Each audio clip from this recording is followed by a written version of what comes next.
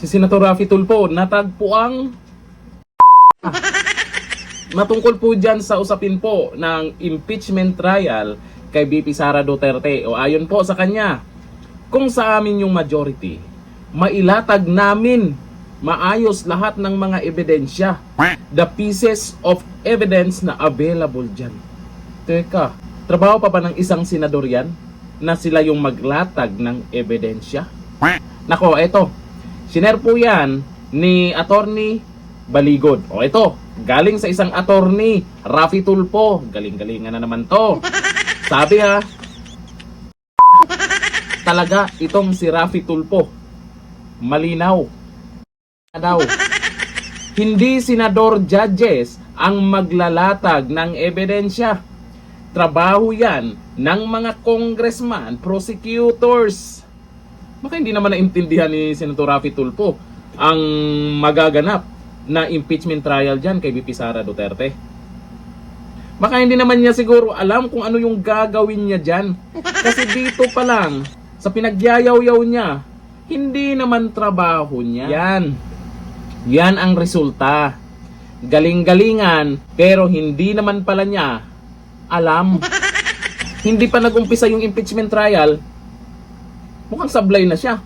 Mukhang hindi niya na maintindihan kung ano yung magiging papel niya. Kahit papano, at least, alam natin kung saan talaga magaling itong Tulfo nyo.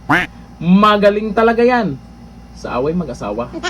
Pagdating sa ganyang issue, matik, kayang-kaya niya. Pero sa ganitong mga usapin, nako, malamang mahihirapan yan. Galing-galingan na naman. Pero ano yung mga nangyaring mga investigasyon nakaraan? Na kung saan hindi nagiging kontento ang mga tao. Kumusta na kaya yung sa loto? Tanong ko lang, kontento na ba kayo doon sa investigasyon ko ni Senator Raffy Tulfo? Balita ko maraming hindi na kontento noon. Simula noon, nawalan ng tiwala ang mga tao sa kanya. O eto ngayon, nung majority pa lang sila, yung sa flood control, naging kontento ba ang mga tao sa galing ng majority noon? Kasi kung magaling talaga yung majority, hindi pinagtatakpan yung mga buhaya, maging kontento yung mga tao kasi makikita at mapapanood na sa social media. Ngayon, eto, kinukumpara pa niya yung minority daw nila sa majority ngayon. Ang sablay, hindi pala trabaho nila yung pinagyayaw-yaw niya. Yung galing-galingan ka na, eto, kung kami lang ganito, pakpak ganon. Tapos sabay, hindi pala senador ang gagawa nun. Nakakahiya ka. O ayon dito sa nagkomento. Ito pa, nag-comment pa dito si Eloy Bugris. Tulfo. O sabi ni Eloy Bugris, nag-comment siya dito, sabi, lumabas na ang totoo na puro kalangyabang. Rapi. Sabi ni Ayagil Oknoy, dati, fanatic talaga ako dito, kahit ako. Pero nung pumasok sa politiko, basura pala itong mga Tulfo. Ito sabi ni Ted Mosquito, nakakaya Senator Judge di alam ang pinagsasabi. Yun nga yun tayo dapat gayahin niya lang si Lito Lapid. Less talk, less mistake.